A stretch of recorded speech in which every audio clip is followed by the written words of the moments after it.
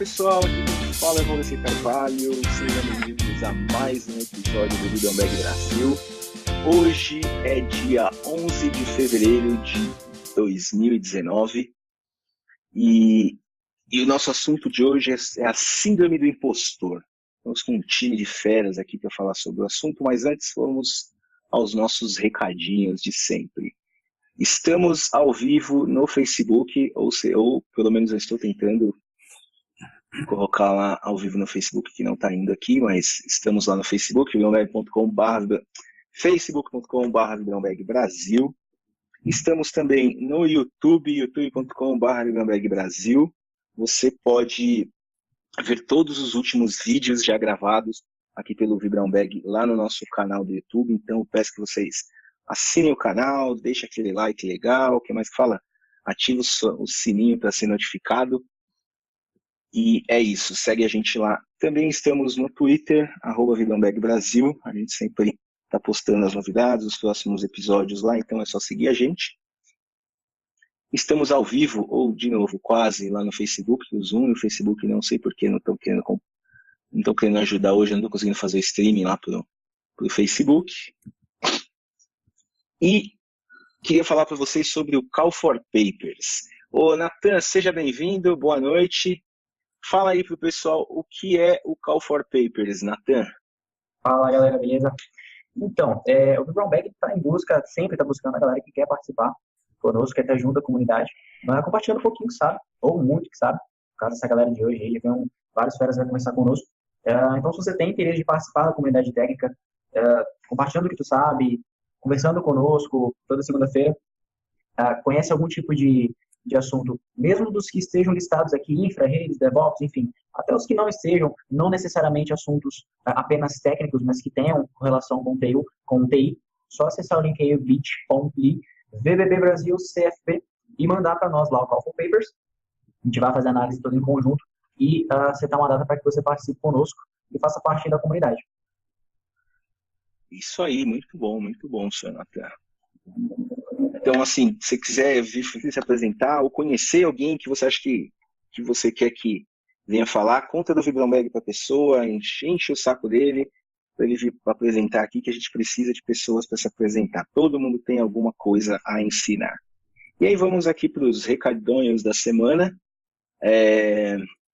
O Call for Papers do DevOps Days de Porto Alegre está aberto e vai até o dia 1º de março, então tem um mês aí, um pouquinho menos de um mês. O nosso amigo Júnior Somatório é o cara lá do DevOps Days de Porto Alegre. Então, se tiver algum paper, algum talk para mandar, é só entrar lá no site do papercall.io, procurar lá por DevOps Days Poá, que você vai encontrar. Beleza? Mais um recadinho, o segundo encontro do VMUG Paraná vai acontecer na próxima segunda-feira, dia 18/2, então para você que é o nosso ouvinte aí do Paraná, Curitiba e cercaninhas, não perca esse evento que está muito legal. Eu estava vendo o pessoal que vai falar, os assuntos estão bem legais, é só entrar no site lá do VMUG Paraná, vmugpr.com.br e se inscrever, que está bem bacana mesmo, tá? E mais um recadinho, o DevOps Days de São Paulo, que vai acontecer nos dias 6 e 7 de junho. Está um pouquinho longe, mas já é bom você ir se preparando, ir se planejando para vir para São Paulo, para participar do evento, já fazer as inscrições. Então, já fica ligado aí, o Vibrão Bag está apoiando esse evento, eu nem sei que apoia esses eventos da comunidade, que a gente acha legal e precisa de apoio. Beleza? E tem mais um aqui que eu estava esquecendo. Hoje, a Vim divulgou os novos Vanguards de 2019 e o nosso amigo aqui, o host do Vibrão Bag, Wesley Martins, ele entrou, é o mais novo Vanguard do Brasil. Então, parabéns para o Wesley. O Wesley é o cara que mais escreve de vinho aqui no Brasil. Você tem alguma dúvida de vinho, é só ir lá no blog dele, na itproland.com.br, que você vai encontrar tudo lá. Beleza, galera?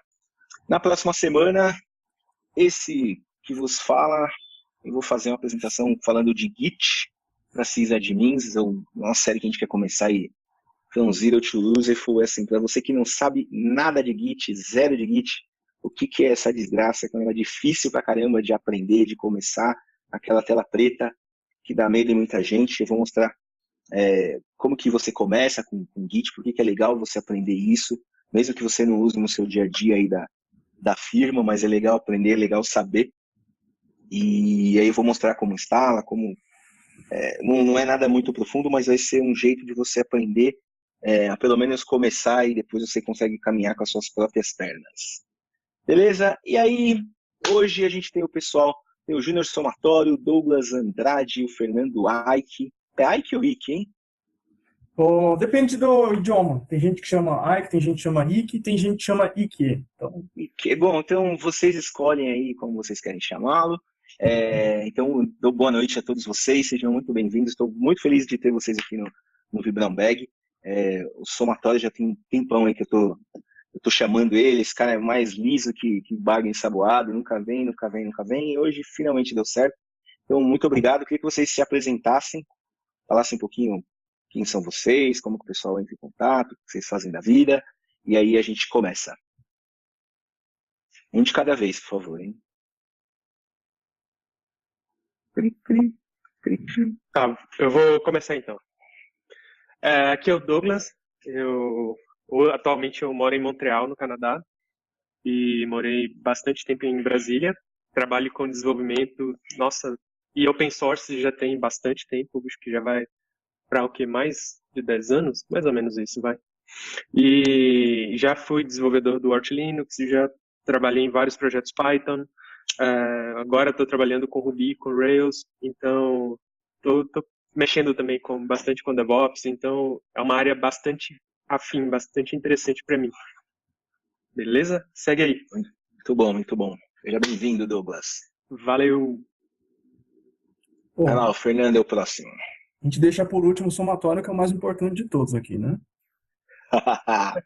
É isso aí.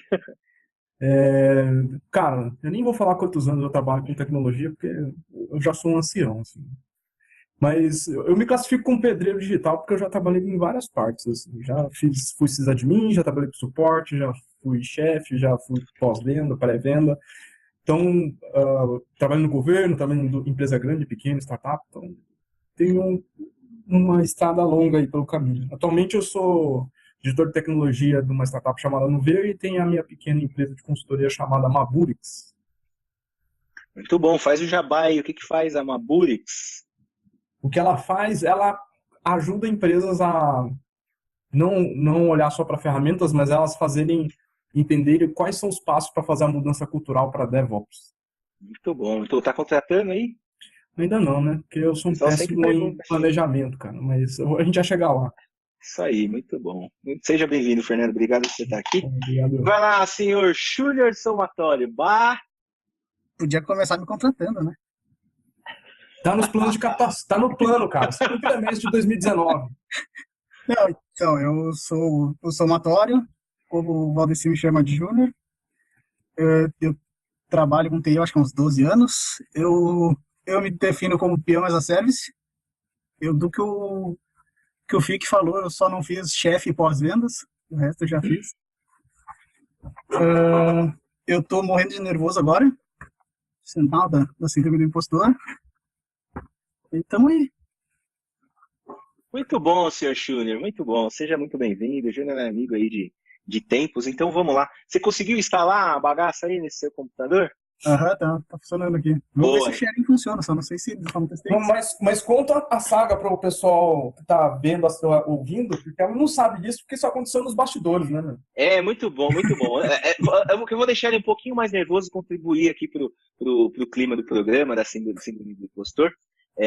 Somatório, ele entrou há 40 minutos antes, a gente tá aqui, ele tá brigando, ele é o cara que é o cara do Docker, e ele roda tudo na máquina dele em Docker. Então, o Chrome dele é um container, e aí começou a dar pau com o plugin do Zoom, e começou a dar pau com isso, com aquilo, mas no final a gente deu certo, né, não, seu Somatório? No final eu chutei o balde e instalei o Chrome direto no Node.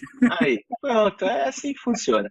Então, eu vou fazer o seguinte, eu vou colocar você agora como apresentador.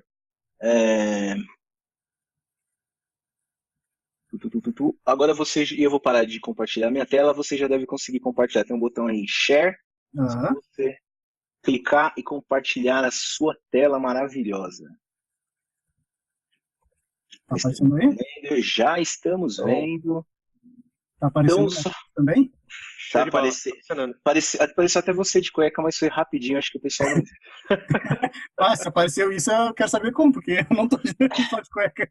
Ah, tem os racudos por aí. Só antes de você começar, pessoal que está aí no chat, sejam muito bem-vindos, obrigado. Se quiser fazer pergunta, é só mandar aqui que a gente interrompe. A gente quer ter bastante participação de vocês. Então a ideia é o Somatório vai fazer uma apresentação rapidinha aqui sobre o que é a síndrome do impostor, o que é esse raio desse negócio que ninguém tem. A gente que inventou isso para poder fazer a palestra aqui, a apresentação aqui. E depois a gente vai abrir aí o microfone para todo mundo falar.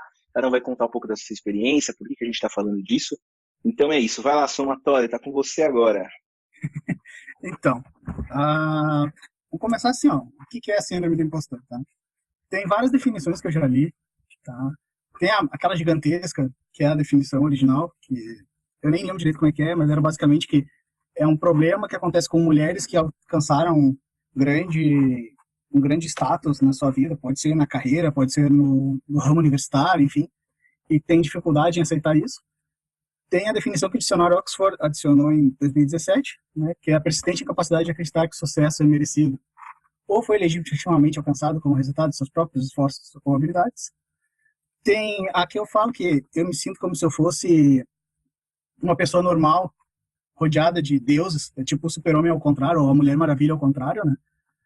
E tem uma que eu gosto muito, que é a do monstro verde, que a síndrome do impostor é um monstro verde que fica no teu ombro e ela fica te falando, não, tu não consegue, tu não é capaz, tu é uma fraude, tu tá enganando os outros, só teve sorte. Enfim, esse monstro te fala várias desculpas para te dizer que tu não serve para aquilo que tu faz, tá? E essa síndrome, ela, se alguém quiser interromper aí, botar alguma adicional aí, pode falar, viu? Você sabe que esse monstro verde no Management 3.0 chama Marte. Você precisa colocar um nome para ele. Tem gente que chama de Hyde, né? Boa. Mas a pessoa que eu li o texto, ela realmente chamava de monstro verde. Mas tem o Hyde também. E como é que você chama ele? Eu chamo ele de monstro verde. Mas Hyde é um bom nome, eu acho que eu vou usar isso. Tem um ciclo, tá? Como é que acontece? A primeira pessoa recebe alguma tarefa em que ela vai alcançar alguma fama ou alguma coisa, algum status. Enfim, é uma tarefa muito importante, entendeu? Por exemplo, está uma transmissão ao vivo no Fibra Bag Brasil. Tá? Aí, nisso a gente vai comemorar, a gente pula de felicidade, enfim. Só que logo depois vem a sensação de que, como é que eu vou fazer isso? Eu não sirvo para isso. As pessoas vão estar olhando lá, vão notar, ele está inventando tudo isso, é mentira, ele só leu umas coisas e está falando, ele não sabe o que ele está falando. Na verdade, ele não é psicólogo, nem psiquiatra, quem é ele para falar sobre isso? Partindo disso, a pessoa vai escolher duas coisas que ela vai fazer. Tá, não é... Pode ser procrastinar ou vai se super preparar. Tá? Ela pode fazer as duas coisas também, que é o que eu geralmente faço. Eu vou deixando pro final e depois eu toco toda a velocidade que eu puder fazer para fazer o máximo de coisa possível para isso acontecer. Depois disso, a tarefa vai ser cumprida. A gente vai conseguir, porque a pessoa ela era capaz de fazer aquilo, por mais que ela não aceite isso. Então, nesse momento, as pessoas vão vir dar seus parabéns, enfim, ela vai estar lá feliz, comemorando. E, ao mesmo tempo, durante isso, ela vai, por um breve momento, quando as pessoas vierem falar as coisas, ela vai atribuir uma de duas, ou, na verdade, ou as duas, né? Lá atrás, quando a pessoa procrastinou, ela vai dizer que foi sorte. E se ela se super preparou, ela vai dizer que foi por causa daquele esforço, não por causa da capacidade dela. E daí, fazendo isso, ela vai ignorar as coisas boas que as pessoas falarem do que ela fez. As coisas ruins ela vai aceitar, porque, né, eu sou uma fraude, então eu tenho que aceitar quando as pessoas reclamam do que eu fiz. Tava ruim mesmo a minha apresentação, eu tava gaguejando, eu tava nervoso, não devia. E se alguém falar, não, tava incrível, apesar de tudo, deu tudo certo. Não deu tudo certo, eu tava nervoso. Eu vou arrumar, meu cérebro vai arrumar uma desculpa para dizer que não deu certo, que essa pessoa tá fazendo é querendo fazer me sentir melhor em relação ao erro que eu fiz. Tá? Basicamente essa é a ideia. Porque o nosso cérebro, ele tem uma capacidade absurda de justificar coisas. Se tu botar na tua cabeça que tem uma fraude, ele vai arrumar jeito de justificar isso. E Você ignorar notou? já contra isso. Quantas vezes você fez isso? Toda vez. E o que você faz para sabotar? Cara, como eu falei já, eu deixo tudo pro final. Eu vou deixando. Isso acaba sendo também uma desculpa pra pessoa, tá? Porque daí eu sei que se der errado é porque eu deixei pra depois, e daí não deu tempo. Inclusive está lá o Chrome, né? O que mais que eu faço? Bem, eu fico muito nervoso e de forma visível, tá? Eu tento escapar das coisas, como o Valdecir falou mesmo. Lá em fevereiro, quando eu comentei com ele, fevereiro do ano passado, que a gente tinha feito essa apresentação, ele já falou, não, porque a gente tem que fazer. E olha só, agora, levou um ano pra gente gravar isso. E porque ele chegou num canal aberto e falou, vamos fazer. E daí não tinha como dizer não. Então, se vocês querem convidar o somatório para fazer a apresentação, você vai lá e convida ele num lugar público, aberto. Facilita. O Douglas, você também faz isso? Cara, também faço, assim. É interessante que a gente tem muitos gatilhos, né? Então, por exemplo, surge uma apresentação, uma palestra, e normalmente eu vou me envolver com 1000 coisas, porque é aquilo, eu vou ficar super excitado, porque deu certo, mandei minha palestra, ela foi aceita, aí depois eu falo, nossa, e agora, como é que eu vou fazer? Aí eu começo, em geral, começo a enrolar, ou fazer outras coisas, ou tipo, estudar outras coisas que eu quero estudar, e aí chega, por exemplo, uma semana antes, aí eu piro por causa disso e faço tudo em velocidade relâmpago, sabe? Bem assim. Olha só, Então, só pra perguntar uma coisa, daí tu te sente assim? tipo isso. Então, é uma coisa muito interessante, assim, como que a síndrome do impostor, ela pega a gente.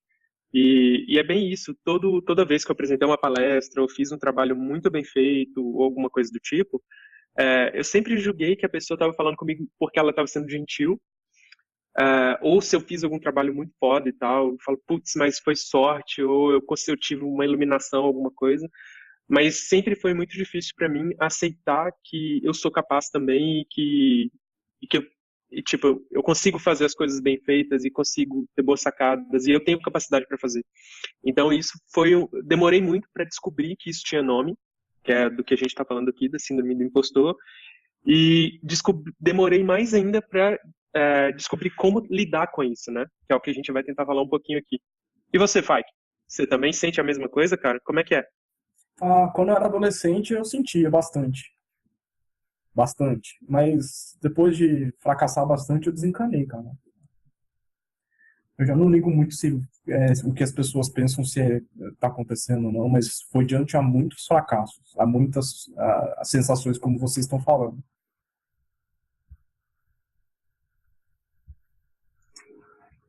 Beleza. Mas assim, uma coisa que é importante sempre falar, gente, é que a gente não tá sozinho nisso, tá? Tem pessoas famosas que se sentem assim. Pelo menos uma dessas pessoas, todo mundo que tá assistindo conhece. Eu acho difícil. Se não tiver, me mandem um recado que eu procuro alguém que vocês conhecem que tenha. Mas Faltou colocar sua foto aí, somatório. eu não sou famoso, cara. Lógico que era. Famosão. É sim. E é interessante que tem até uma médica, entendeu? Ela era a diretora da ONS.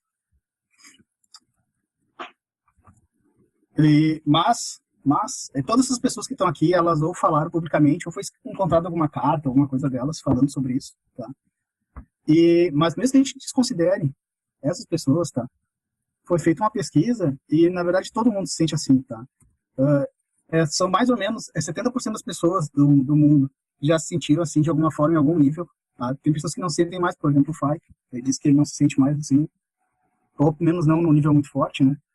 Mas tem que lembrar que 5,3 bilhões de pessoas já se sentiram assim de alguma forma. Isso é 70% da quantidade de pessoas que tem no mundo, tá? Deixa eu fazer uma pergunta. Você acha que a síndrome do impostor, não sei se posso dizer que é mais forte ou acontece com mais frequência nessa área de TI que a gente trabalha, que é uma área que a cada momento está surgindo uma coisa nova, cada mês é uma tecnologia nova, uma moda nova, uma coisa que entra, que a gente tem que aprender, o outro que a gente tem que esquecer, deixa de usar.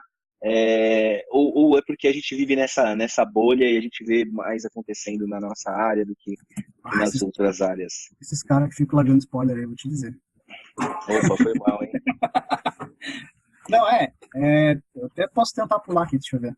Não precisa, segue aí, responde aí pra falar se eu vou responder depois. Aqui a tabela, essa tabelinha aí é a tabela periódica das ferramentas DevOps, né?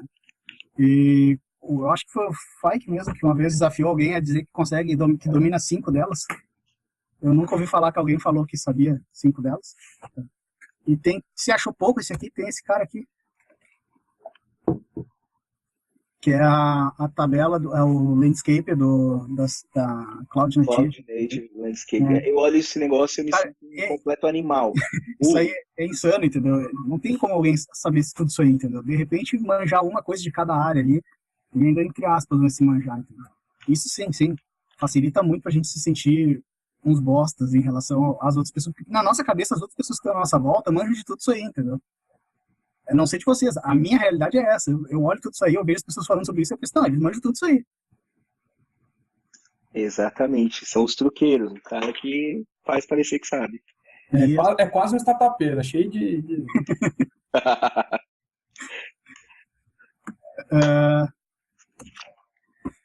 O que a síndrome do impostor tem como principais consequências, tá? A depressão, o burnout. Burnout é uma coisa que não se fala muito, então é bom explicar. Burnout é o seguinte, aquele desenho ali, ele explica bem aquela imagem dos palitos de fósforo, que é quando por exemplo, tu acende um fósforo, a chama dele vai queimar com toda a força, e ela vai indo, queimando, dando o que ela consegue dar, até que chega um ponto que ele queimou completamente, não tem mais o que sair dali. E quando a pessoa, não só a pessoa que está em síndrome de impostor, tá? É mais fácil acontecer, porque ela está tentando compensar alguma coisa. As pessoas tendem a trabalhar demais, focar demais na coisa, fazer algo de forma estressante mesmo, chegando ao limite do que aguenta. E quando passa desse limite, o nosso corpo ele tem uma forma de lidar com isso.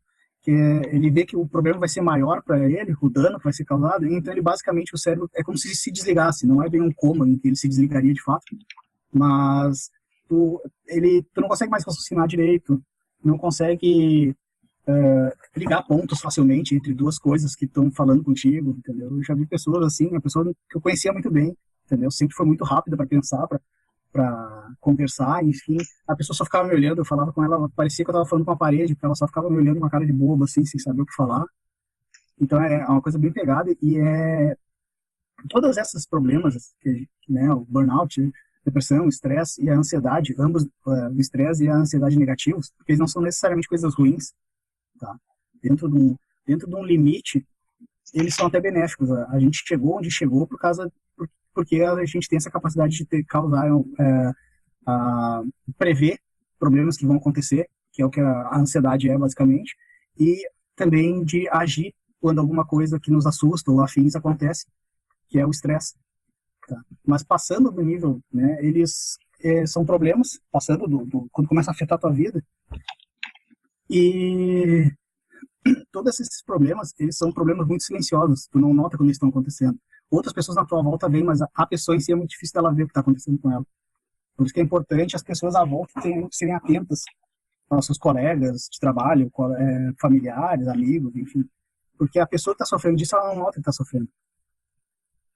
E quando vai notar, já aconteceu o pior, né, cara? Já paralisou, não consegue mais trabalhar. O burnout é sinistro, cara. Eu passei por isso aí um tempinho. E, sei lá, não é nada bacana. É o que a galera falou, você trava. Você não sai do lugar. Junto com a síndrome do impostor, é uma receita sinistra. A galera, assim, eu no meu caso, foi excesso de estudo, excesso de trabalho. E aí eu cheguei ao ponto que eu parei.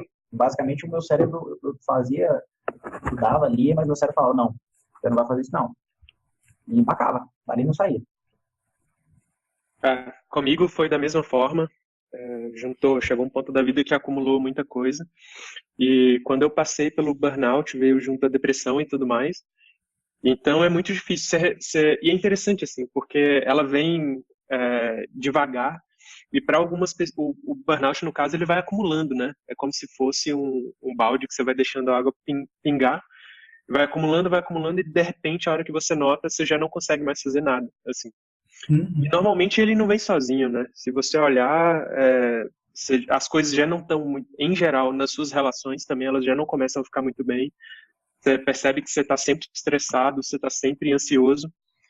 E é um ciclo complexo, né, para sair dele e para lidar. E eu acho que, pelo menos para mim, quando eu estava passando pelo burnout, por todo o resto das coisas, foi muito difícil lidar com as pressões profissionais também, né? Porque, igual vocês falaram, são muitas tecnologias para estudar. Se for ver framework JavaScript, tem um toda semana. Se você quiser ser um excelente programador, um excelente desenvolvedor, você tem que estudar bastante coisa e constantemente. Então, tudo isso aflorou e eu já não conseguia mais olhar e realizar a minha capacidade de fazer as coisas, né? Então, como é que foi o processo de síndrome do impostor e burnout para vocês? Vocês sentiam alguma relação entre eles ou vocês conseguiam isolar completamente as duas coisas? E eu não sofri de burnout, entendeu? Então ainda não sofri, por sorte. Então eu não sei muito te dizer, mas eu acho que não é uma coisa muito isolada, não. Eu posso. Não, vai lá, Douglas. Não, eu ia comentar que Fala, Fernando. eu não passei por burnout, eu passei por depressão, que é um pouco diferente, mas eu já testemunhei algumas pessoas, muitas na verdade, pessoas entrarem em burnout e elas não estarem relacionadas diretamente, mas por exemplo, a empresa impõe metas impossíveis e o cara entra em pânico para conseguir tentar responder e aí ele não consegue responder e ele vai entrando numa espiral de não conseguir entregar e aí ele paralisa. Mas quando você tem síndrome de impostor e você está num ambiente que ele não na verdade, ele amplifica essa sensação, é muito fácil entrar em burnout. Eu também já passei por isso há uns 2 anos atrás. É uma coisa realmente muito complicada. Você sabe que tem alguma coisa errada com você, mas você não sabe o que é. As pessoas à tua volta não veem, às vezes não conseguem enxergar que você tá passando por um problema e você acaba, no meu caso, pelo menos eu não conseguia me abrir e falar. E quando eu comecei, assim, a não conseguia ir para o trabalho, não conseguia acordar de manhã para o trabalho, eu chegava no trabalho, sentava na minha mesa e ficava lá olhando pro infinito até da hora de ir embora, às vezes saia mais cedo, não queria fazer nada. Era um negócio muito complicado e até que eu resolvi realmente me abrir, conversar, comecei com a minha esposa, com a minha família, depois com alguns amigos mais próximos e eu tive que procurar até ajuda médica, assim. Então, é, é, as coisas começam devagar, você não percebe, mas se você não procurar ajuda logo, pode ficar bastante complicado, evoluir para um quadro que não é legal. Então, se você, eu acho que é uma coisa que o Matheus vai até falar lá no final, mas eu sempre falo, se você vê que o teu colega de trabalho ali, tipo, ele caiu de rendimento, ele parou de fazer as coisas que ele falava, que ele fazia, o cara é uma pessoa que conversava e para de conversar, assim, vai procurar saber o que é, conversa com o cara, com a pessoa, porque ele pode estar ali sofrendo e ele não sabe ainda, então é muito importante isso. Esse é um ponto que eu acho fundamental, assim. E é uma das coisas que eu fico muito feliz, assim, no lugar que eu trabalho hoje. A gente conversa abertamente sobre síndrome do impostor, sobre depressão, sobre ansiedade, sobre doenças mentais em geral. E esse é um ponto que a gente é muito incentivado, assim, de olhar para o nosso colega do lado e tentar sentir como é que a pessoa está, assim. Então, esse é um tópico importantíssimo, porque, de fato, quando a gente está numa situação dessa, é difícil perceber. E se a gente fosse explorar essas coisas no nível mais amplo, existe até uma vertente da depressão que ela é chamada de distimia. E na distimia, a pessoa ela tem um quadro depressivo há tanto tempo que ela não se reconhece de outra forma. Isso é muito interessante. Quando eu estava conversando, lendo sobre esses assuntos, eu falei assim, cara, a pessoa ela não tem outra visão de si mesma, né? Então é uma parada tensa, assim. Não é fácil. Segue aí, somatório. Então, agora que a gente falou dos problemas, a gente falou como é que é e tal, né? O que é, enfim, eu vou falar o seguinte.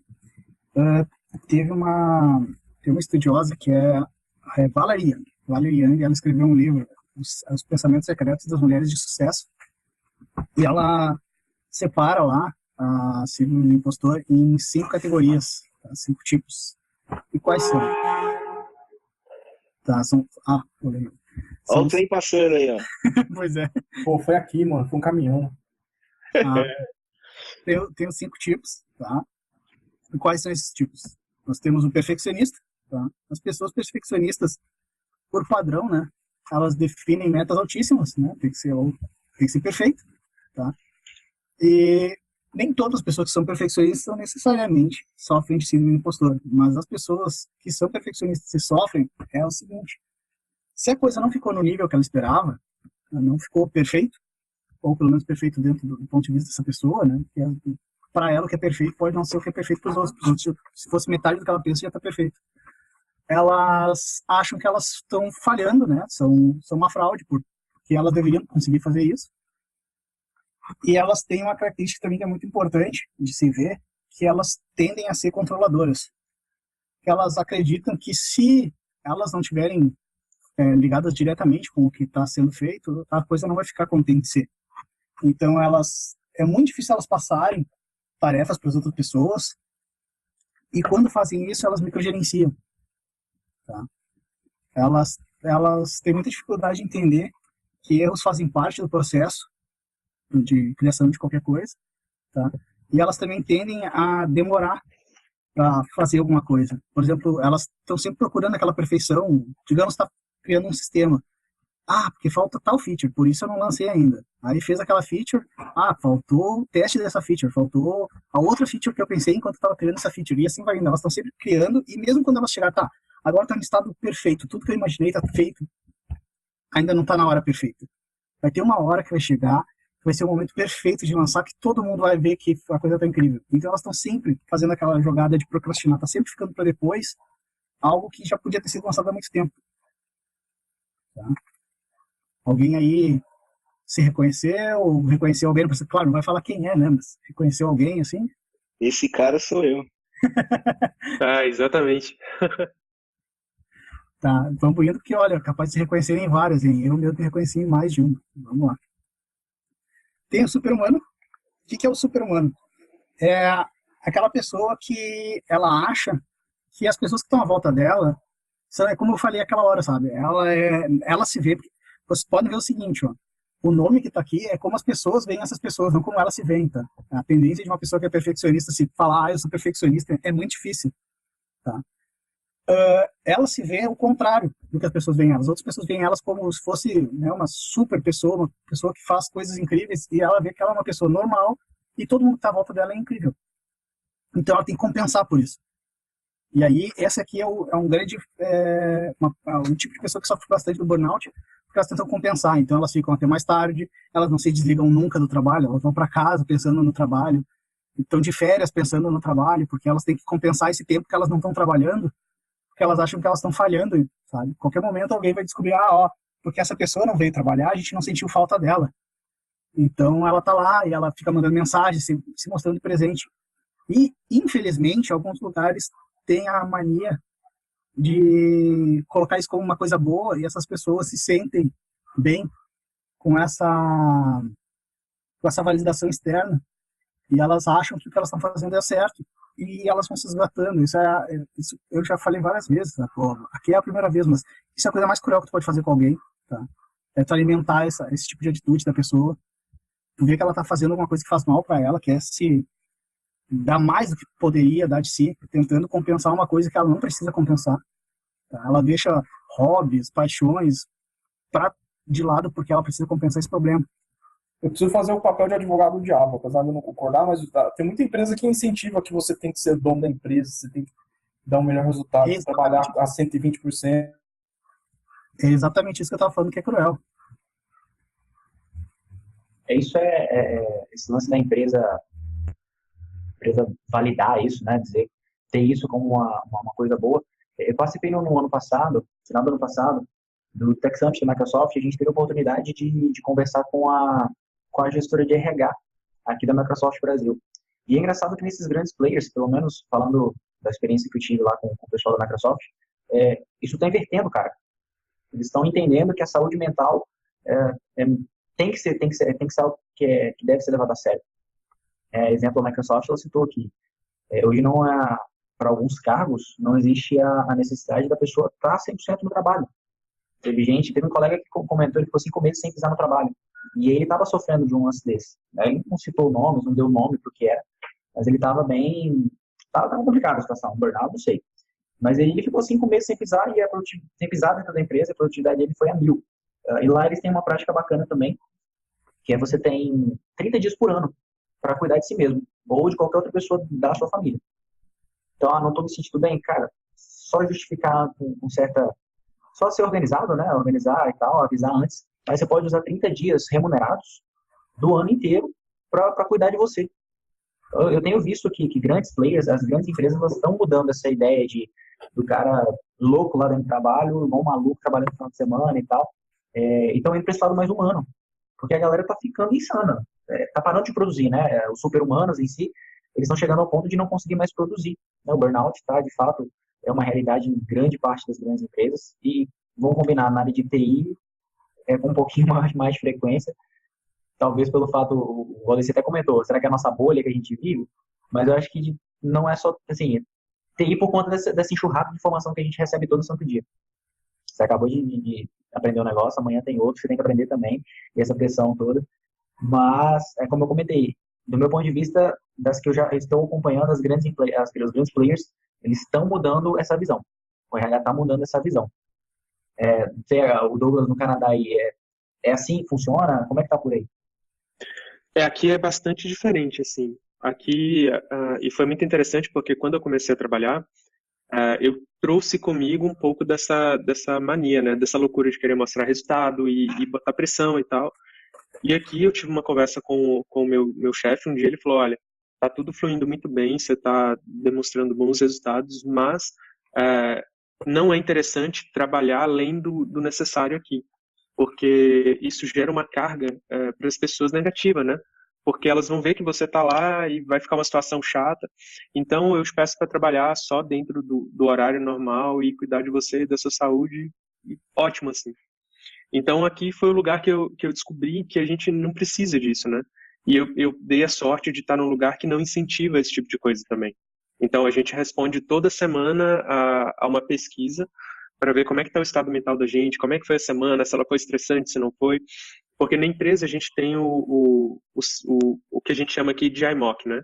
Então é como se fosse um pager para a pessoa que está controlando incidentes. E às vezes isso é super estressante. Então eu achei muito massa todo esse tipo de cuidado que tem aqui. Então respondendo a tua pergunta aqui, pelo menos na minha experiência, na empresa que eu tô, é muito diferente. É uma coisa que o Nathan falou, a Microsoft faz isso, outras empresas também fazem, mas eu não sei até que ponto aqui no Brasil as pessoas não estão fazendo, a Microsoft aqui no Brasil não está fazendo só porque vem top-down e porque é uma regra mundial, o RH tem que fazer, mas aqui no Brasil eu tenho certeza que o cara que tira esses 30 dias para cuidar dele, ou pega uma semana para fazer alguma coisa, esse cara lá, ele vai acabar sendo mal visto, não só pelos superiores deles, mas como pelos pares, vai sempre ter aquela coisa, o cara tá vendo, o cara saiu, o cara não tá aqui, precisava dele. A gente tem essa cultura, então eu acho que a gente daqui acaba nem utilizando, por mais que existam ferramentas para isso, mas a gente acaba nem utilizando isso, justamente por causa da pressão e da cultura que a gente tem aqui.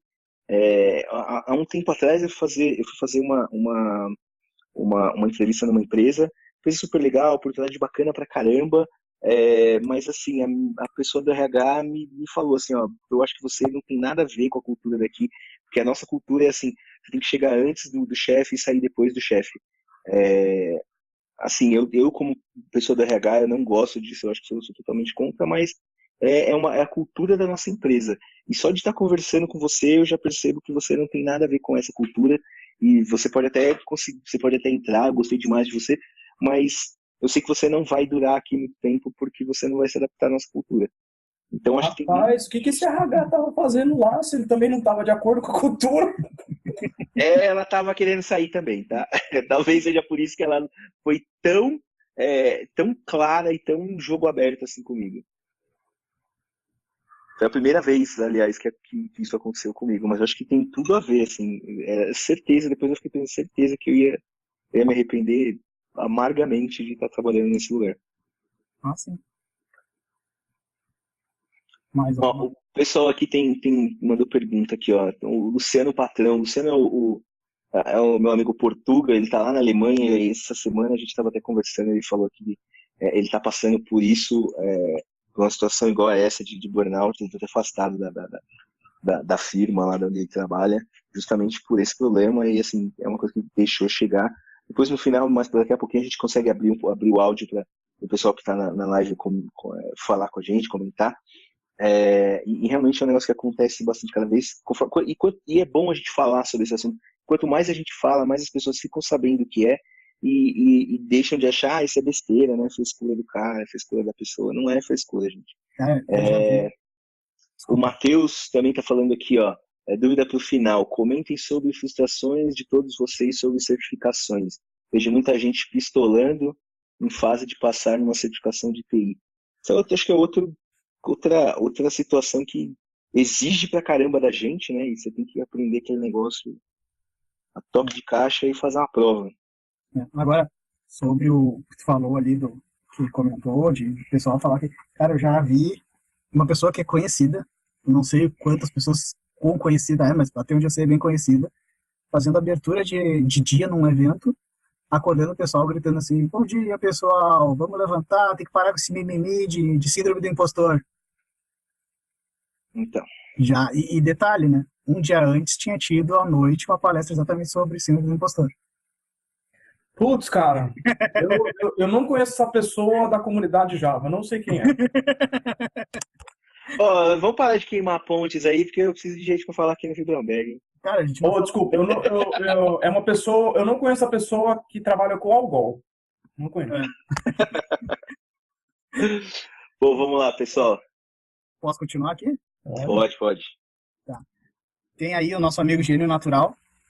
O que é o gênio natural? É o seguinte: a pessoa tem desde pequena, né, geralmente é na infância que acontece muito isso, é a pessoa que ela não precisava fazer esforço para tirar notas altíssimas, 10, 9, enfim, né, ou A mais, aí ficar sempre nas notas altas da turma, sempre, qualquer coisa que tinha que fazer, tinha que criar um projeto de alguma coisa, essa pessoa tinha muita facilidade, para ela sempre foi tudo muito natural, fazer as coisas que as outras pessoas tinham que se esforçar. E daí essa pessoa chega a um certo momento na vida dela, seja na faculdade, seja no trabalho, seja no que for, chega a um certo ponto em que ela vai ter que passar esforço. Não adianta, todo mundo chega uma hora que é o seu limite, ninguém sabe, já nasce sabendo tudo e tem facilidade para entender tudo. E essa pessoa, ela vai achar, porque ela não sabe como é que era a vida das outras pessoas, para ela estudar, ela dá uma olhada no material um dia antes da prova ali, deu, enfim. E para ela, todo mundo sempre foi igual a ela. As pessoas falavam, me matei estudando ontem, para elas era, tá, ficou até tarde lendo ali o material só porque para lembrar hoje. E quando elas têm que fazer isso, elas acham que as outras pessoas não precisaram passar por isso que ela está passando agora, ou que as pessoas não precisam fazer isso, e ela acha que ela está enganando todo mundo. E as pessoas costumam falar que ela é a pessoa inteligente da turma, inteligente da família, enfim, né? E assim como as pessoas perfeccionistas, eles também definem um nível muito alto do que tem que fazer, porque para eles sempre foi tudo muito alto, tudo sempre foi muito grande o que eles faziam, só que para eles não importa, mesmo que tenha sido perfeito no momento perfeito, tudo perfeito, se ela teve que se esforçar para fazer aquilo, sabe? Teve que estudar, teve que batalhar na coisa, ela acha que ela está falhando, está enganando as pessoas. Né? Elas geralmente fogem de desafios, vagas e afins, quando eles veem que eles não são 100% do que está descrito. Tá? E elas não gostam da ideia de ter um mentor, alguém para ensinar, enfim, porque elas acham que as pessoas têm que conseguir fazer tudo por si, porque sempre foi isso na vida dela, até esse momento dela ter esse baque.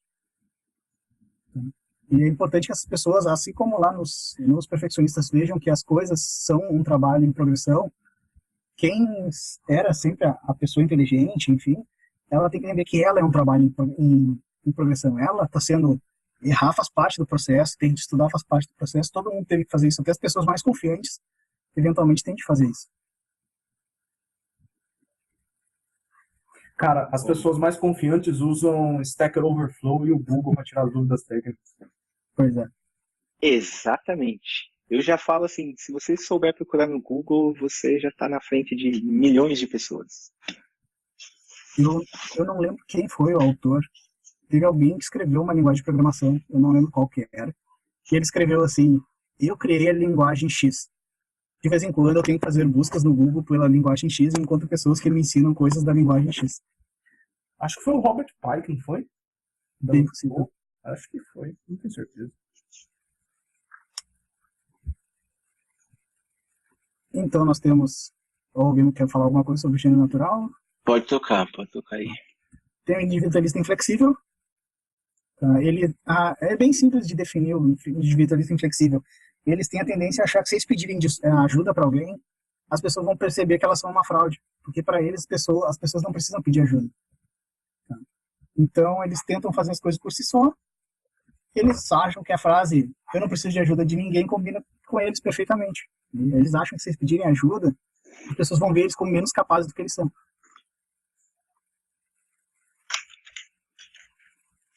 E por fim, nós temos o expert. Tá? Eles acham que enganaram as pessoas à sua volta. Eles, obviamente, não se veem como expert. Sempre que alguém fala que Esse sou eu. que eles são especialistas num assunto, eles tremem, né? Não é assim, eu não sou especialista, só ler um pouco, só... Enfim, na real, para todos esses tipos de postura, eu acho que uma boa dica é seguir aquilo que o Valdeci falou lá no início da live, tá? Todo mundo tem alguma coisa para ensinar, gente, tá? Nem que seja um pouquinho, mas sempre vai ter alguém que sabe menos sobre aquilo. Então pega essa pessoa, ensina para ela o que tu sabe, vai ver que tu sabe muito mais do que tu imagina. Outra coisa que é comum de quem é considerado expert é que eles estão sempre fazendo cursinho. Não que tenha alguma coisa de errado em fazer cursos em especializações e afins. O que é importante é tu fazer esse tipo de coisa quando tu está precisando fazer ela. Porque, digamos, eu faço um curso hoje, sei lá, sobre VMware. Daqui um ano, que for quando eu for precisar mesmo desse conhecimento, eu já não vou lembrar de quase nada, entendeu? Tá certo que a curva vai ser diferente de reaprendizado, mas ainda assim eu vou ter feito tudo isso, e curso, e gasto um monte de dinheiro, quando não é a hora de eu precisar dela ainda.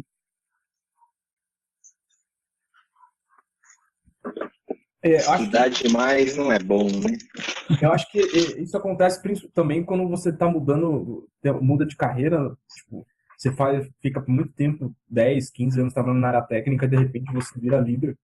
E aí tudo aquilo que você aprendeu, você não consegue aplicar, porque você tem que ter outras habilidades, e aí você entra em pânico e começa a tentar estudar um monte de coisa para conseguir dar conta de fazer. Me parece um cenário bem propício para isso acontecer mesmo. Eu tive problema com isso quando mudei de carreira, assim, foi difícil. Isso aconteceu comigo quando eu vim para cá, né? Porque eu trabalhei a minha vida inteira com Python, basicamente Python, PHP, várias tecnologias, mas não Ruby.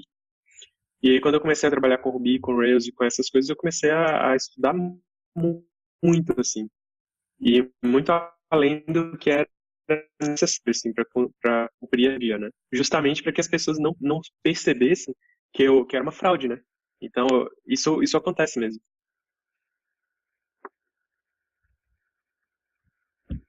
Então, continuando. Opa, fala aí. Vai lá. Pode seguir, Samantha. Tá. Aqui a gente tem o efeito do Dunning-Kruger, que tem gente que fala que é o contrário, tem gente que fala que é parte do processo, tá? Que é o que acontece. A pessoa tá... Não sei se tem como marcar aqui, vamos fazer um marcador da vida aqui. Você vê no mouse? Eu não sei. Sim, tá vendo. A pessoa está aqui, né, não sabe nada. Ela aprende um pouquinho, pode ver que na parte de conhecimento ela avançou pouco. Só que em relação à confiança, ela vai lá em cima.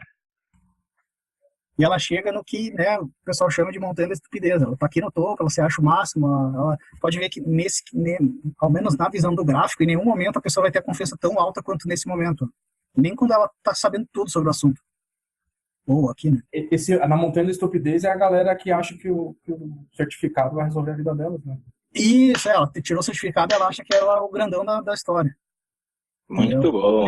Tem vários casos disso, tem casos de, como a gente falou, tem casos de presidente que se sente assim, né, líder de país, se sentindo desse jeito, tem pessoas que, é muito comum entre quem está começando na área também, né, e eu mesmo, volta e meia eu me sinto assim às vezes, e aí eu vejo, não, para aí, eu tô em cima da montanha, melhor eu descer ela, porque eu recém comecei a conhecer alguma coisa, e isso faz sentido se tu for pensar, porque essa pessoa não conhecia nada, ela aprendeu um pouquinho sobre isso é tudo que ela aprendeu até agora, partindo do zero. Ela não sabe o resto do conhecimento que tem sobre isso para ela se comparar em que ponto ela está.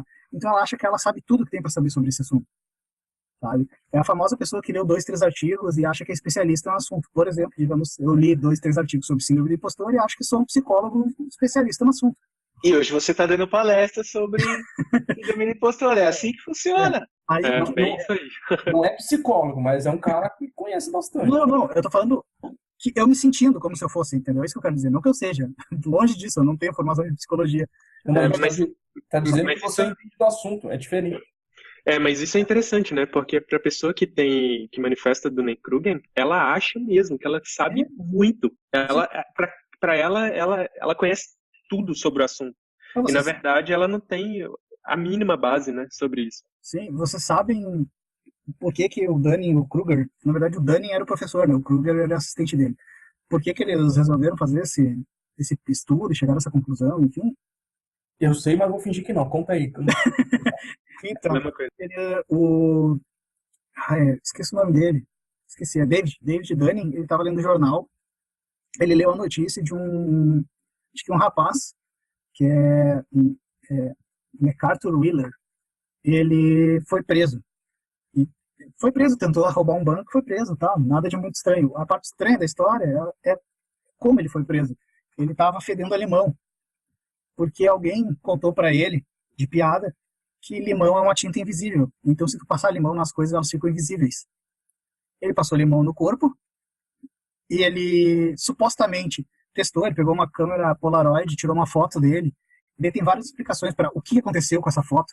Tem gente que diz que foi uma falha da câmera, tem gente que diz que foi por causa do limão na cara dele, ele estava com o olho meio desfocado, mas enfim, ele não se viu na foto, ele achou que estava certo, e ele foi roubar o banco.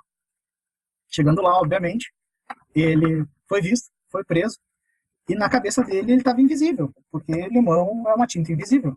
Ele tinha total certeza de que ninguém conseguia ver ele. Então eles fizeram um estudo, eles dois, ele convidou o assistente dele para fazer esse estudo com ele, eles fizeram uma série de provas com outros alunos da faculdade, em que eles, antes de fazer essas provas com as pessoas que iam desde conhecimentos gerais, humor, enfim, vários tipos de provas, e antes deles fazerem a prova, eles perguntavam para a pessoa, quanto de confiança tu tem no assunto X? Aí a pessoa marcava, se eu não me engano era de 1 a 10, posso estar enganado a escala, mas era alguma coisa assim. Ela marcava quanto ela tinha de garantia de que ela sabia sobre esse assunto, fazia a prova e eles olhavam as pessoas, como elas foram em relação à prova e em relação à confiança delas. E eles notaram que as pessoas que marcavam que tinham maior confiança sobre o assunto eram as que mais erravam. Então eles criaram, né, a definição de que a visão errada sobre o teu próprio conhecimento de um assunto faz com que tu tenha uma visão exagerada do que tu sabe. É só um paralelo, até adicionando, cara, a gente teve um V Brown, que a gente bateu um papo sobre certificação. E foi um dos pontos que a gente tocou bastante. O cara, sei lá, tem 6 meses trabalhando em TI. E aí tirou 2, 3 provinhas, tá lá com o título. Eu sou o cara, sei tudo. E é esse lance, né? Vai lá em cima, a confiança tá lá em alta. Mas na hora do vamos ver, de fato, é onde você cai pro faz desespero. Acho que você consegue pra caraca o que aconteceu. Exatamente. E daí a pessoa aprendeu um pouquinho mais, ela continuou estudando, né? E aí por isso que tem gente que fala que é parte do processo. A pessoa começou a estudar um pouco mais, ela aprendeu um pouco mais, aumentou aqui, só que ela começou a ver que ela não sabe quase nada em relação a esse assunto. Então ela cai no vale do desespero, que é o que, para mim, né, seria o ponto onde a gente está no síndrome do impostor. Por mais que surja várias vezes, né, não quer dizer que a pessoa está presa nesse momento, mas é aqui que começa, digamos assim, a coisa. Para mim, tá? Isso é opinião pessoal, não é nenhum especialista que disse isso. Né? E com o tempo a pessoa vai estudando mais, e daí vai, claro, né, vai tendo o seu momento de iluminação no assunto, até que ela tem tanta confiança quanto conhecimento naquele assunto. Nesse momento ela já começou nesse assunto específico, a estar é sustentável a coisa, ela já não se sente mais que sabe mais ou menos do que ela sabe. Eu sou Matório. O Carlos Eduardo ele comenta o seguinte: ó, eu sou exatamente o contrário. Eu posso dominar um assunto do início ao fim, de trás para frente, mas mesmo assim acho que não é suficiente. Isso vocês acham que isso pode ser tido como uma síndrome do impostor? Tá dentro aí do mesmo contexto? Cara, pode ser e pode não ser, entendeu? A pessoa achar que não é o suficiente, que tem mais a aprender, não quer dizer necessariamente que ela se sente uma impostora nesse assunto, entende?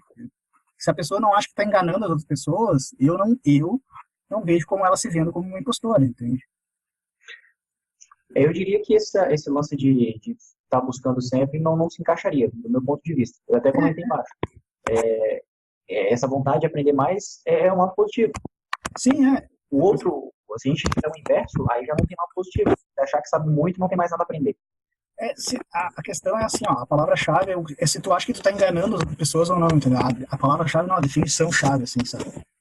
A palavra seria a farsa, né? Se tu acha que tu é uma farsa em relação a esse assunto, se tu tá enganando alguém, que não é necessariamente porque tu tá procurando mais conhecimento, isso é ótimo. Procurar mais conhecimento é sempre bom. A questão é tu se sentir mal em relação ao conhecimento que tu tem e achar que porque as outras pessoas acham que tu sabe bastante, que tu tá enganando elas. Mas, ó, deixa eu só fazer um... Vai lá. Foi mal. Esse é um ponto interessante, assim, porque na frase, no que ele comentou, ele termina falando que mesmo assim não acha que é suficiente, né? Então tem que entender um pouquinho mais da onde que vem esse suficiente, né? Porque se é o suficiente para dar conta de alguma coisa, ou se é o suficiente para ter segurança dentro de uma discussão técnica, porque eu já vi várias pessoas falando sobre síndrome do impostor e elas não tendo segurança para participar e nem vontade de participar de conversas técnicas. Até lá no trabalho mesmo a gente já discutiu isso, porque por mais que elas saibam, por mais que seja provado que elas dão conta, que elas têm um nível de proficiência alto no assunto, elas não conseguem internalizar que elas têm essa capacidade. Exatamente. E para compensar isso, elas começam a estudar muito, continuam fazendo curso atrás de curso e comprar livro atrás de livro, sem estudar e para tentar aumentar o nível de conhecimento para se sentir seguro, mas essa segurança nunca chega. E aí, dentro do que eu já vi, me parece tem uma relação, sim, com a síndrome do impostor. Então, só uma coisa, o Salvatore falou aí, desde que você não esteja enganando ninguém. O que é enganar? Eu vou dar um exemplo meu, tá? Não é enganando, peraí. Não é desde que você não esteja enganando, desde que tu não sinta que está enganando. Ah, tá. Se a pessoa está enganando, ela sabe que está enganando, digamos assim, uma vez me perguntaram isso, tem uma diferença entre tu ser um impostor e tu se sentir um impostor. A pessoa que sente um impostor, ela se sente mal por causa disso, entendeu? Ao menos até onde eu percebi. Agora, a pessoa que ela realmente está enganando os outros, que ela é uma impostora no meio, por exemplo, isso tem um monte, no nosso meio de tecnologia tem um monte de gente que fala como se soubesse do assunto, o verdadeiro Dunning-Kruger ali, fala como se soubesse e tudo mais, e tu vê que não, só que ela quer ganhar em cima disso. Essa pessoa é uma impostora, entendeu? Ela tá tentando ganhar em cima de uma coisa que ela não é. Aí, a pessoa que se sente uma impostora em relação a isso, sim. Não se sente mal por isso, ela acha que tá atrás dos outros, tá menor que os outros por causa disso. Essa que é a questão do que eu tava falando. O enganar, na minha visão também, é quando você acha, por exemplo, eu trabalhava com Python, aí de repente começa a trabalhar com Ruby. E por mais que eu me esforce, por mais que eu tente aprender, por mais que eu tente fazer, eu entro nas discussões e eu não consigo entender como é que eu parei ali, sabe? Porque, para mim, ter conseguido entrar na empresa que eu entrei e trabalhar com as coisas que eu trabalho, eu tenho que ter sido... É mais fácil eu acreditar, quando você tem a síndrome do impostor, que você conseguiu enganar as pessoas, seja conversando, seja sendo gentil demais, ou por qualquer traço específico de personalidade, e não sendo pelo seu conhecimento, sabe? Então eu acho que o enganando ele tem a ver com isso também. O que você acha, Fike? Você tem alguma coisa sobre isso? Eu acho que é bem isso mesmo, assim, a pessoa não sente confiança no que ela está fazendo, então ela, naturalmente, ela é insegura, só que ela faz um trabalho incrível, faz coisas bacanas, a apresentação é sensacional, ou você vê ela fazendo uma discussão técnica, ela não percebe o nível técnico que ela tá fazendo, elevado, e aí as outras ficam olhando e comentam e tal, e trata aquilo normal, mas quando acaba, a pessoa entra em pânico e fala assim, meu Deus, eu tava falando com esses caras, não sei o que e tal, que difícil. E, assim, primeiro que é natural ter insegurança, porque ela faz a gente se motivar a fazer as coisas, mas quando ela vira um problema e torna as coisas mais difíceis, é quando você pode classificar ela como uma síndrome, como síndrome de impostor. Por exemplo, falando do Douglas mesmo, cara, eu conheço ele há muitos anos, a gente trabalhou junto, pouco tempo lá no governo federal, numa empresa pública, e ele fazia um trabalho incrível, cara. Então, mas eu acho que ele, se você perguntar isso para ele, vai falar que não, que agora. Então, é natural. O grande ponto, eu acho que é como a gente ajuda as pessoas que estão relacionadas a isso, né? Porque, por exemplo, hoje eu não ligo mais, mas eu também, quando era mais novo na carreira, eu me sentia um completo desastre, até que eu fui num evento, numa conferência Debian, e aí eu vi que o cara que eu achava incrível, sensacional, ele almoçava, jantava, dormia, ia no banheiro, tomava banho e falava como ser humano normal, não era Deus. E aí eu comecei a desencanar. Ó, o pessoal tá comentando aqui, ó, o Carlos Eduardo, eu queria saber qual o momento em que eu paro de pensar e agir inseguramente e acreditar realmente que o que eu faço é bom. Pergunte para alguém que está olhando o seu trabalho. Essa feedback exatamente isso. honesta. E uma das coisas que eu acho que o ponto, você tocou no ponto, cara, feedback honesto, assim. Porque não adianta nada você pedir feedback para uma pessoa que vai reforçar o que você acha que você tem, né? Uma pessoa hiper gentil. Uma das coisas que eu acho muito massa, assim, em vários relacionamentos que eu criei ao longo da vida, assim, inclusive com o Fike mesmo, é esse lance de feedback honesto, assim. Cara, isso não tá indo bem, isso tá indo bem. Mas, em geral, as pessoas que estão próximas de você, elas vão saber. E chega um ponto que talvez o somatório vá falar aí, como que a gente começa a lidar com a síndrome do impostor e como que a gente consegue mitigar os efeitos dela, né? E ter um nível de autoconsciência suficiente grande para você se liberar dela. Já O chegamos que vocês acham? Então vamos pular aqui, para ver que a gente vai chegar lá. Aqui, ó. Aqui é a tabela que a gente viu antes, né? Não tem como a pessoa não se sentir, se a pessoa tem uma leve sensação de que ela é impostora, de ver isso aqui ou isso aqui, e não se sentir, né, um peixinho no oceano, entendeu? Mas, como a gente estava falando já, a gente não está sozinho, sabe? Tem aqui que a gente abre para falar sobre como a gente se sente, entendeu? Inclusive, se quiser abrir já o áudio, tem mais uns 2 ou 3 slides, mas dá pra gente puxar uma boa. Essa parte aqui é basicamente sobre a gente trocar ideia mesmo, entendeu? Legal, deixa eu... Ué, cadê? É basicamente aqui que a gente não tá sozinho, né?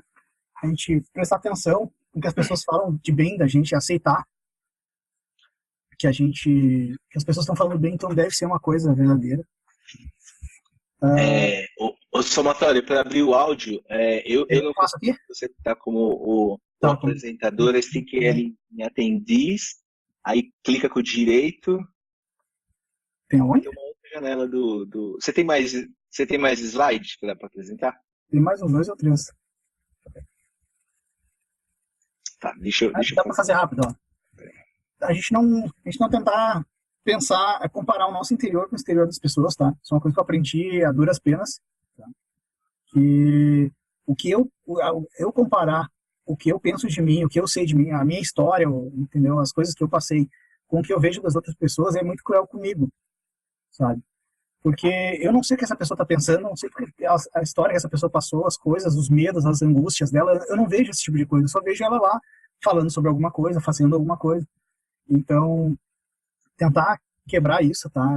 Usar a rotina a favor da gente também, tá? Eu, por exemplo, quase todo dia a minha esposa escreveu algumas coisas para mim de como ela se sentia em relação a mim, porque ela queria me botar para cima. Então, eu quase todo dia eu leio isso, porque me faz um bem danado. Eu quase choro toda vez que eu leio, é sério. Tá? E lembrar sempre que todo mundo a gente importa para o mundo, sabe? Todo mundo agrega alguma coisa, por mais que a gente ache que a gente não está agregando em nada para o mundo. Qual é a minha grandeza em relação ao universo? Bem, tu tá nele. Só isso já é muito importante. Tá? E por fim, a gente juntou muito material nesse tempo todo. O Valdecir já me mandou muita coisa, o Faik, o Douglas, enfim, muita gente já me mandou muitas coisas. E daí eu criei uma listinha com todos esses links, porque é muita coisa. E acabou. E aí você consegue ver essa listinha lá no blog do Somatório, somatório.org. Tem um post lá com todos os... Ou o linkzinho que tem aqui. ou aí também. Mas é que o cara não consegue clicar no linkzinho pelo YouTube. Mas mas daí ele deu o QR Code, né, meu filho? o QR Code é coisa dos anos 90, isso aí já foi, cara. Não sei nem, Falando de QR Code, não consegue instalar o plugin do Zoom. Eu não sei nem abrir isso aí. Agora, Somatória, deixa eu só ver aqui como... Eu preciso que você pare de compartilhar sua tela. Acho que eu já consigo fazer aqui pra mim, peraí. Não, eu preciso que você pare de compartilhar a tela. E aí eu consigo... eu já pedi aqui, ó. Aqui é o host. Dá o host pra mim. Tá de host aí. Beleza. Aí agora eu consigo aqui, ó. Pessoal que tá ao vivo aí, eu vou liberar o microfone para vocês. Se vocês quiserem falar, é só colocar em mudo. Por favor, não me decepcionem. E falem. Tá todo mundo no mudo agora. Aí, assim, primeiro, antes de passar a palavra pro pessoal, quero agradecer demais a presença de vocês. Foi muito bacana. A gente até estourou um pouquinho. Valeu a pena. E agora, vai lá. Se apresenta quem está falando aí e pode fazer seus comentários. Esse ano deu para todo mundo estranho. Peraí, tem alguma coisa errada. Não, tá falando outra coisa. Luciano, você quer falar, Portuga? Alguém quer falar aí? Tá todo mundo permitido para falar. E hoje a gente fez uma apresentação. Assim vocês me deixam com vergonha, gente. Fala, galera. Beleza? Estão me ouvindo aí? Tamo. Sim, quem tá falando? É o Carlos aqui. Eu que fiz algumas perguntas aí para vocês. Boa noite aí para todo mundo. Eu queria até comentar um pouco de como eu sou e como eu fui desde a faculdade, porque assim, na faculdade, quando eu entrei na área de TI, né, eu fui literalmente o primeiro da minha sala a ser estagiário de análise de sistemas, entrar na área de TI de cabeça, aprendendo tudo, ferramentas da época e tal. E quando chegou no último semestre, eu era o que menos ganhava e o que mais estava deslocado, meio que sem saber o que fazer, o que queria da vida. E, tipo, vamos começar, por onde eu começo? E, assim, uma coisa que eu percebi, e que também foi as duras penas, foi que quando eu estava olhando muito para o próximo, né, para aquilo que você falou, o externo da outra pessoa, eu só conseguia enxergar a beleza. Falando, nossa, aquele cara tem muita sorte, aquele cara não sei o quê, pô, quero ser que nem ele, mas eu não era tanto com essa admiração, era um pouco inveja, um sentimento ruim mesmo. Uhum. Eu estava trabalhando numa empresa, eu não gostava muito do que eu fazia lá, já tinha trocado, né, já tinha saído do meu estágio, e eu fui mandado embora e achei que aquilo nunca ia acontecer comigo. E por ser uma empresa de nome e tal, eu falei, não vou ficar muito tempo desempregado, né, vou aproveitar esse um mês aqui e depois eu já começo a procurar outra oportunidade, né. E, cara, nessa brincadeira eu fiquei 6 meses desempregado e foi nesse período que eu acho que eu tive o meu maior crescimento, que foi quando eu parei de enxergar o outro apenas com o sucesso que ele teve e comecei a olhar a estrada que ele trilhou. Então, e não só isso, parar de me comparar com essas pessoas, porque cada um é cada um tem um momento, uma oportunidade, uma história, uma batalha diária que passa ali. E eu comecei a construir o meu, comecei a estudar, comecei a devorar conteúdo. Hoje eu sou da área de gerenciamento de mudanças, né? Ainda não sou expert e gostaria muito de ser, estou trabalhando muito forte para isso. Mas hoje, assim, realizado profissionalmente, eu me considero essa pessoa, porque eu trabalho no meio de pessoas extremamente inteligentes, que só tem a agregar para a minha posição hoje, né? Assim, o meu lado profissional engrandece muito e o meu lado como pessoa, né? Tirando essa parte de currículo, né, de apresentação, também é uma coisa muito legal. Então, esse meu crescimento só veio a partir desse tombo que eu levei, esse tapa na cara que eu levei. Então, assim, dos males que eu tive em relação a isso, eu acho que depois disso, depois que eu aprendi, depois que eu passei por isso, eu comecei a colher só as coisas boas dessa coisa ruim que me aconteceu. Então, acho que tem muito disso também E sempre, assim, meu perfil também sempre foi aquele perfil perfeccionista, também, que sempre acho que nunca tá bom, que nunca tá pronto, e que tem que ser do jeito que a pessoa quer, e eu tenho uma imagem na minha cabeça do jeito que ela quer, e chegou lá e muda tudo, e, sabe, ou não muda nada e fala que tá bom, e eu não consigo acreditar que aquilo que eu fiz estava bom. Então, assim, eu acho que o bate-papo de hoje vai me fazer ter umas boas noites de sono refletindo, né, um pouco tudo isso e onde eu tô hoje, onde eu quero chegar, quem sou eu e me comparar com as pessoas de uma maneira melhor ainda, para crescer cada vez mais. E é isso. Eu tava no mudo aqui. Muito bom, Carlos. Obrigado mesmo aí por você ter falado aí, compartilhado pra gente. Você é o Carlos que eu conversei que você vai fazer a palestra do Change Manager, né? Isso mesmo. Boa, muito bom, muito bom. Se alguém mais quiser falar, a gente já tá bem. Conseguem me ouvir?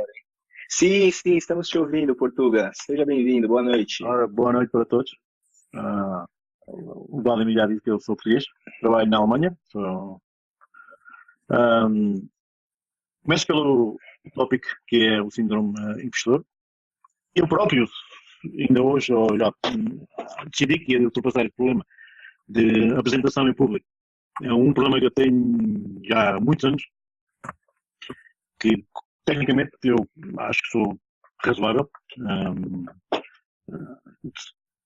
Faço apresentações escritas só, nunca fiz apresentação em público e já fui convidado diversas vezes e sempre recusei porque tinha esse problema de falhar, de achar que durante a apresentação vou falhar, durante a apresentação alguém faz perguntas técnicas que eu não consigo responder.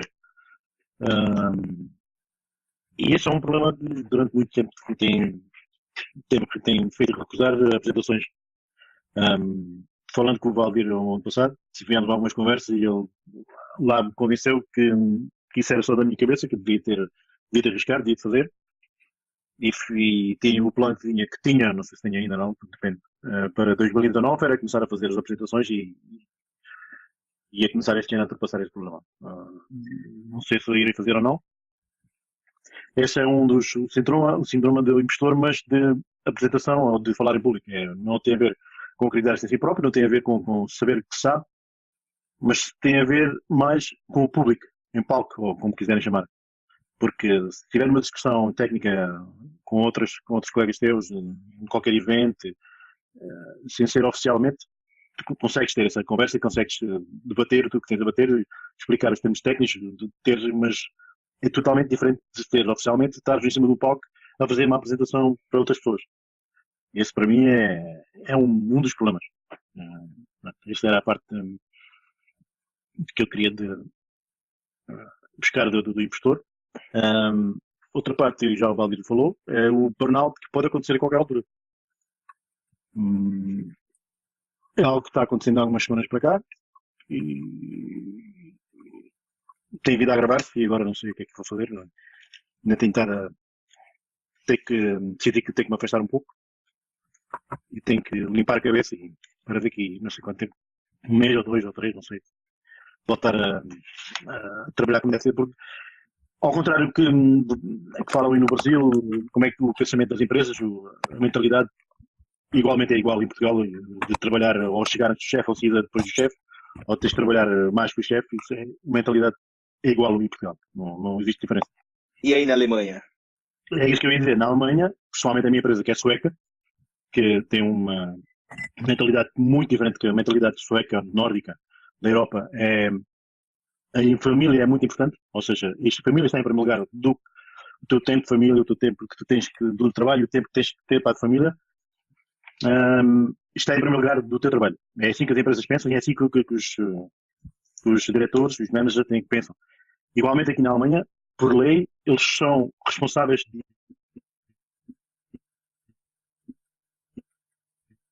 de conta e sobrecarregou de trabalho, eles são responsáveis diretamente. Legalmente, podem ser processados por isso. E eles têm um grande receio sobre isso e é uma coisa que eles tomam muita atenção. Eu vou dar um exemplo só. Há cerca de 2 anos, eu sou chefe de equipa, na altura a minha equipa tinha cerca de 9 pessoas. Eu trabalhava demasiado porque trabalhava horas e horas a mais que o que devia. E tive um dia que me chamaram a uma reunião de urgência, porque eles foram ver os horas que eu estava a trabalhar. tive uma reunião com os meus chefes aqui na Alemanha e com os meus chefes na Suécia, e o que eles me disseram foi que a partir daquele dia eu não podia trabalhar todas as horas. Porque eu estava a tirar horas à família e eles isso eles não podiam admitir.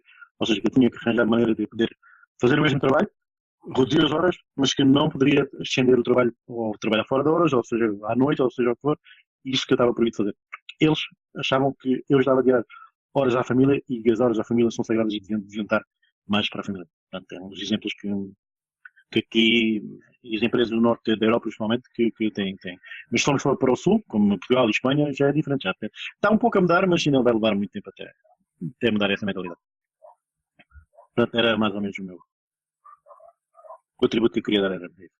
Muito bom, Luciano. Obrigado por compartilhar aí com a gente. Sobre esse medo de falar em público, a gente acho que já conversou, mas o Somatório aí é um cara que eu acho que ele pode falar muito bem disso, né, Somatório? Conta aí tua experiência e como que passa por isso. Cara, Se joga, né? falar em público para mim é uma coisa que me causa, é sério, me causa dor física. Então, mas ironicamente eu palestro e organizo eventos, apresento eventos, mas me dá vários problemas. Tá? O que eu faço geralmente antes de fazer, inclusive uma amiga minha um dia desse estava me pedindo dicas. Tem algumas coisas que eu fui aprendendo com o tempo. Os guris aí o pessoal pode falar se conhece mais coisas, enfim. Mas o que eu faço eu ponho músicas que me acalmam, ou principalmente depois de me acalmar, músicas que me deixam para cima mesmo, me achando, sabe? Quando a música faz assim se sentir, tá, eu tô pronto para dominar o mundo.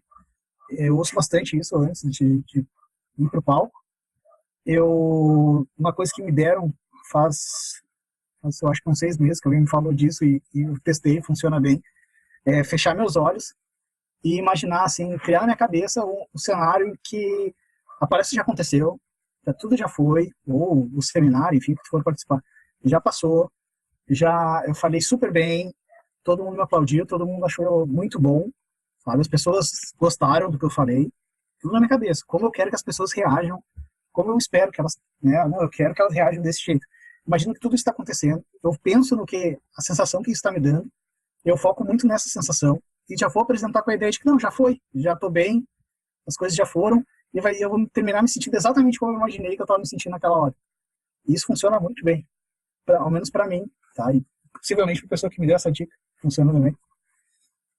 Eu tento conversar bastante com as pessoas também, antes, assim, eu procuro alguém que é meu amigo, alguém que eu me dou bem, e tento conversar com essa pessoa para me sentir mais aberto a conversar também, porque naturalmente eu sou muito quieto, então eu preciso me abrir nessa hora.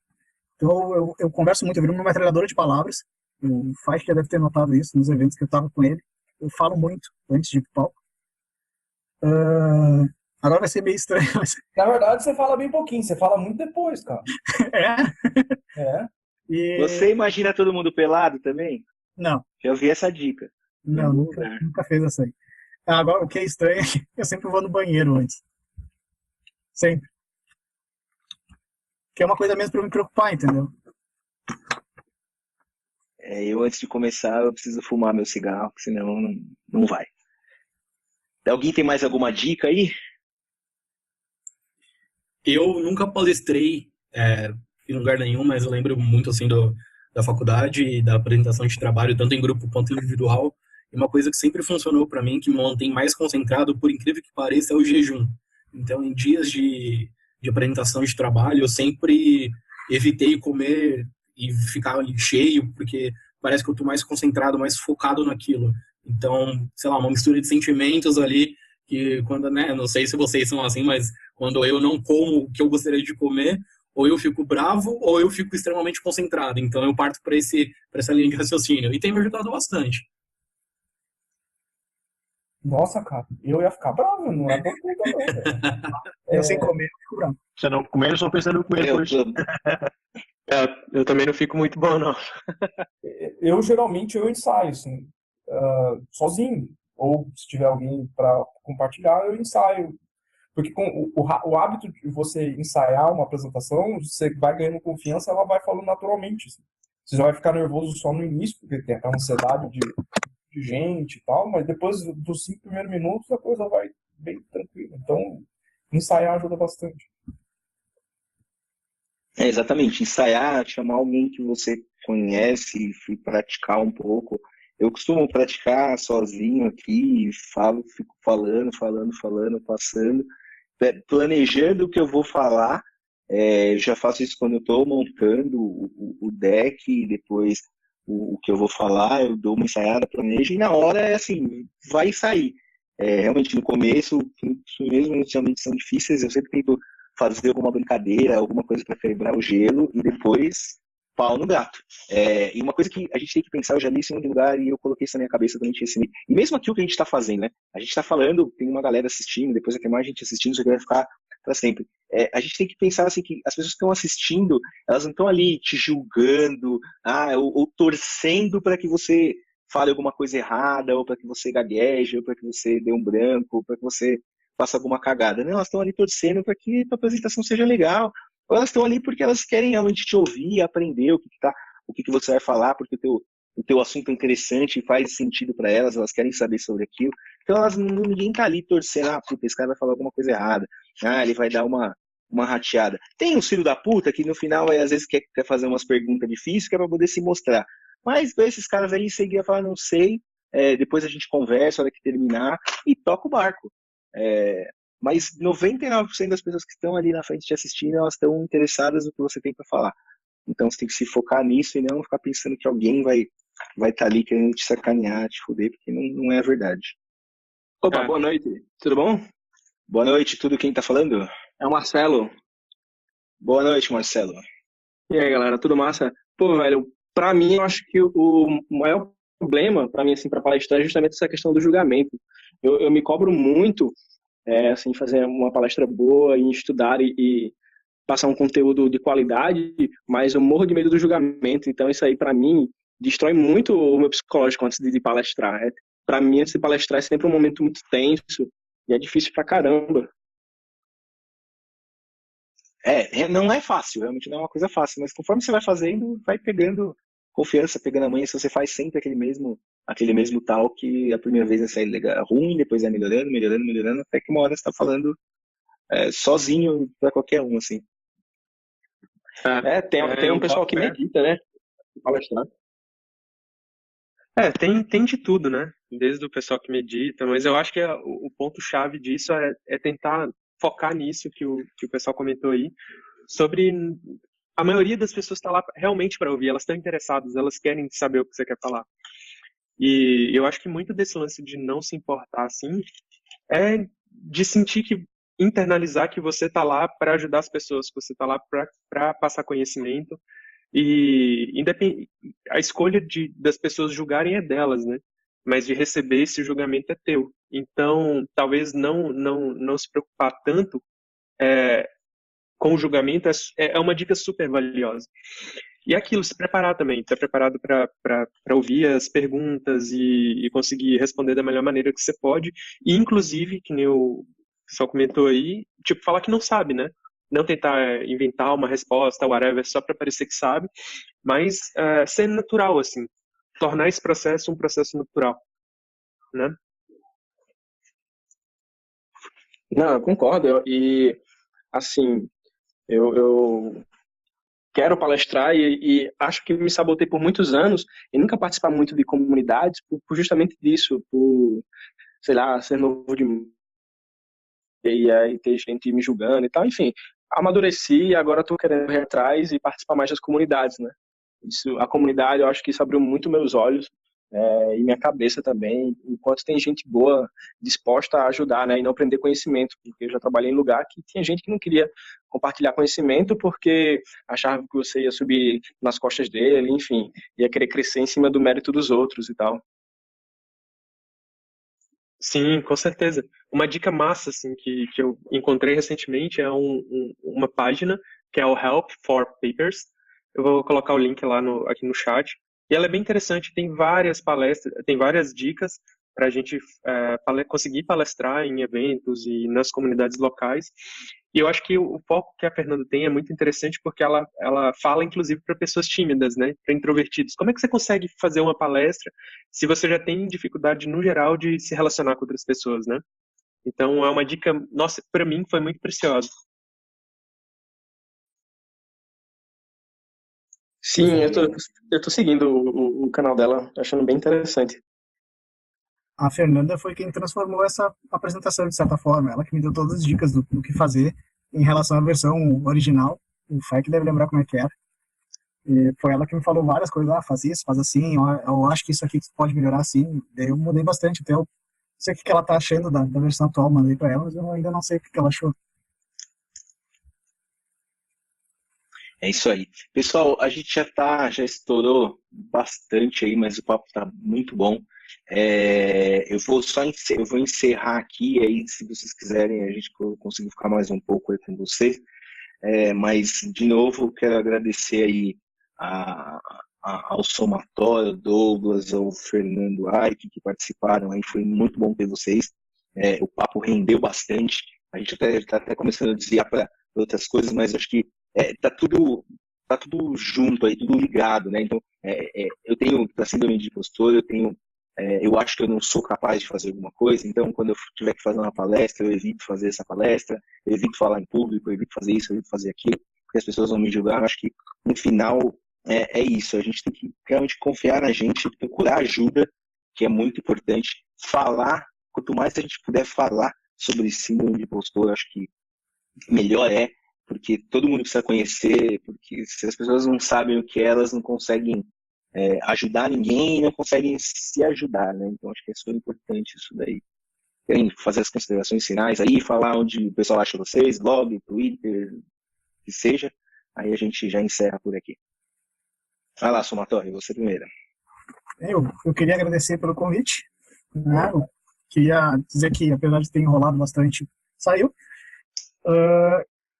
Eu queria também agradecer pro Fike e pelo Douglas terem aceitado, que quando o Valdecir falou disso, eu pensei de cara neles, esses dois, porque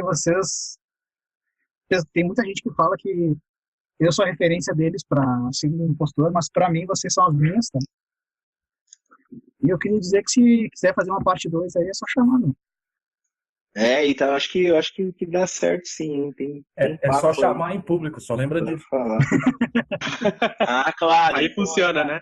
Já estou chamando agora, exatamente. Fazer um Twitter, assim, estou convidando o Somatório. Muito bom, Somatório. Como que o pessoal te acha aí? Cara, Social medias. Eu tenho meu humilde blog lá, somatório.org. Eu tô no Telegram como @somatório. Quase tudo que tu encontrar somatório é tipo 90% de chance de ser eu. O bom de ter uma Bíblia de estranho é esse. É isso aí. Beleza. Vai lá, Fernando.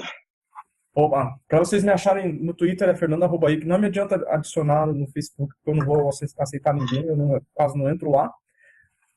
No LinkedIn é Fernando Ick, e tem um sitezinho que está meio desatualizado, mas eu vou postar umas coisas lá. E tem um podcast que também está meio abandonado, chamado 10 Deploys.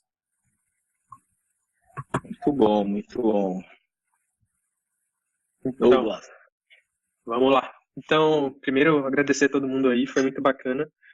É um assunto que é super importante a gente falar e tirar o estigma, porque tem muita gente que sofre disso e o estigma só atrapalha e a gente já perdeu muita gente boa por causa disso. E agradecer também ao Fernando, o Fike e você que está tocando o podcast, né? E vocês me acham no Twitter, né? Douglas Andrade, e no LinkedIn, Douglas S. Andrade. E tamo aí. Querendo conversar de novo, pode falar aqui qualquer hora. Valeu. Boa. Cara, você tá aí no Canadá, a gente quer fazer uma série com brasileiros que moram fora, trabalham fora, para contar como que é essa vida, esse perrengue, como faz. A gente fez um ano passado de Portugal, foi todo um sucesso. Vou realmente hoje procurar de novo para a gente fazer mais um aí. Vamos, com certeza. Com certeza. Tenho muita ideia para passar. Pessoal, então quero agradecer mais uma vez todo mundo. Isso é muito bom, todo mundo quer sair dessa bagaça aqui, né? Então, essas informações são valiosas. Então é isso, pessoal. Obrigado a todo mundo que estava acompanhando ao vivo aí. O pessoal que entrou com áudio aí, o Carlos, o Marcelo, o Luciano. Muito obrigadão e até a próxima semana. mesmo horário, mesmo bate-canal. E valeu, vinheta aí, DJ. Para a gravação.